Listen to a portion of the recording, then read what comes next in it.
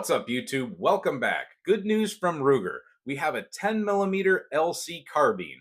That's pretty cool. They recently released a 45 ACP version of this firearm, but now we have the best millimeter. So we have God's caliber and we have the best millimeter. I'd say that's a winning combination. I myself personally have kind of been waiting for this. I've wanted a 10mm PCC for a long time, and the options are really limited out there. I couldn't believe it took so long for anybody to really jump on it, other than CMMG, which they've been producing theirs for quite a while. But you would think Smith& Wesson or Ruger or somebody would have gotten on it already, but thank goodness Ruger finally has. To tell you the truth, I'm glad that they did it over 10mm in anything Smith& Wesson, because I don't think they can get 10mm right in their handgun. I wouldn't think it would work that great in a PC from them. Ruger has a good track record of making good things, and people are generally happy with the PCCs and the LC carbines from Ruger, as far as I understand.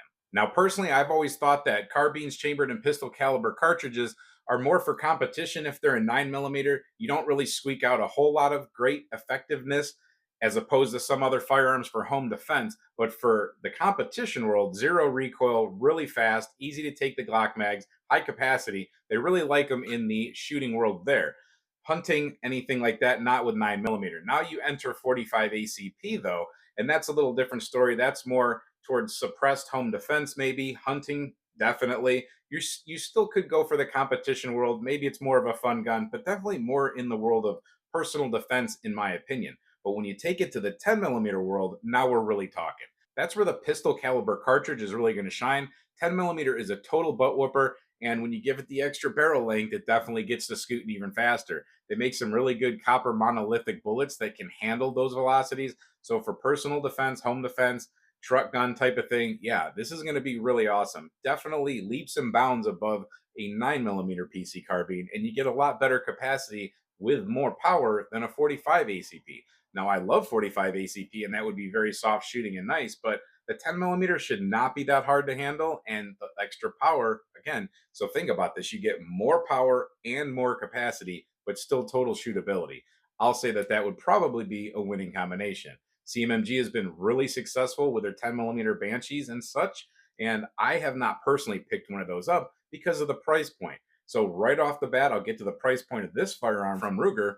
This is a about MSRP of about 1050, so it'll probably hit the streets for 950 or 1000.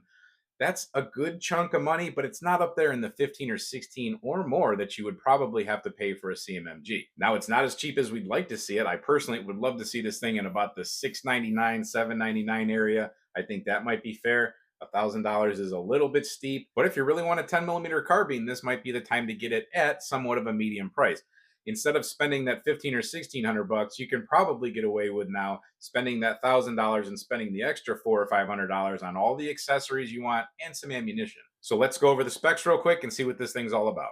This firearm in front of you has a 16 1/4 inch threaded barrel, so of course you can hook up that can or whatever else you want to it. It has an adjustable folding stock that supposedly you can switch the folding to either right or left. So that's pretty awesome. It's adjustable as far as length of pull, and then you can also adjust it which way it folds. Very handy. This is a good backpack gun for people that think that backpack guns are a thing. I don't personally want to carry a gun around in a backpack. I don't want to carry a backpack, but if you do, we got some serious power. If you're going in the woods, 10mm is often associated with bear defense. This might be a good way to do it. You got 30 rounds of 10mm. Now, you would have to have it at the ready if you're getting charged or something like that. But in general, at camp type of things, this might be a good gun that you can pack in easily, but have at your ready whenever you might need it. It has an ambi bolt release and it has a switchable mag release. And there's a little caveat with this thing with a mag release. So this firearm does take Glock mags. You know that was going to come up, which is awesome because they're available for 10mm and available in pretty good quantity at a good price.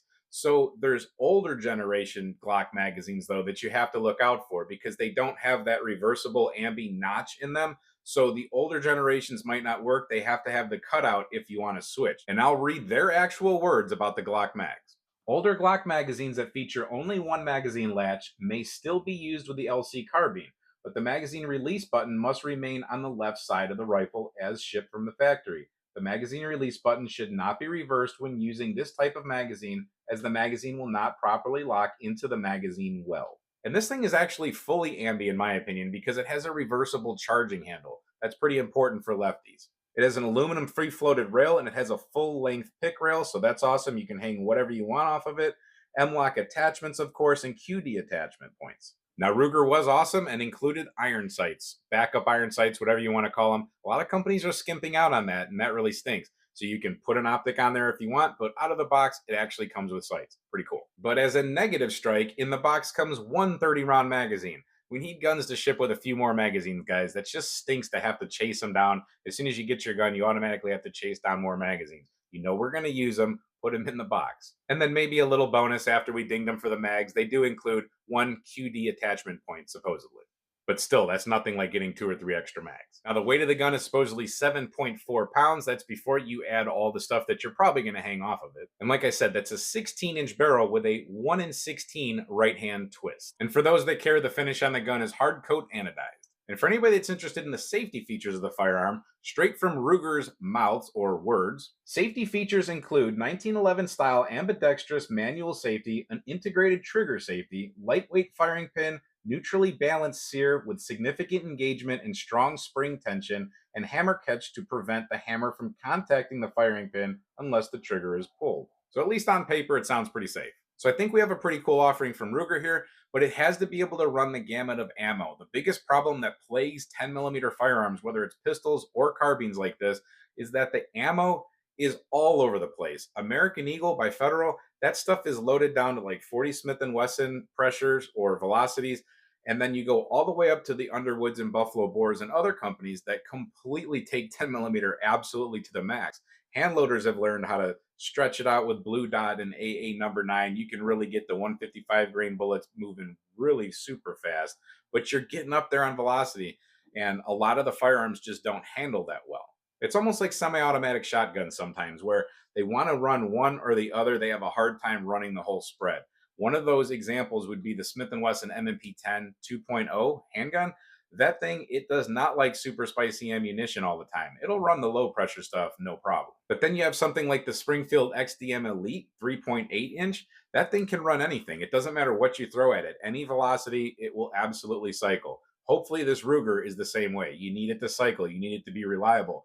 The practice ammo that you buy, it needs to run that. It needs to run your hand loads, whatever you load them to, and it definitely needs to run those hard cast Buffalo Bores, Underwoods, double taps, things like that that you might be using for woods, bear, whatever defense. And then we have to make sure that if you want to use a suppressor with it, because it has a threaded barrel, that those ammunitions also get along with the suppressor and the gun as a trio or a combo, whatever you want to call it. I think with this type of design, you shouldn't have a problem, but it's something you're going to want to check. Let me know what you guys think about the newest 10mm pistol caliber carbine from Ruger. Like I said, I think it'll be pretty cool. I want to know what you guys think. Would you carry this? Would you backpack it? Would you use it for home defense, truck gun? What would you do? If I bought it, I personally would be using it as a home defense gun because it's not super loud compared to some of these rifle cartridges. It's definitely maneuverable in the house, and it's going to have a good capacity with a good cartridge. I'm not into suppressors at the moment, but this one, if I ever picked it up, this might be the first suppressor gun I ever have. So that's all I've got for you today. I just wanted to let you know about some awesome 10mm news. Hopefully we can get our hands on one of these soon and see what it's like in person. Hope you enjoy this video. Hope you enjoy these types of videos. Thank you for watching. And until we see you next time, maybe at a 10mm review, stay safe, have fun, and keep shooting.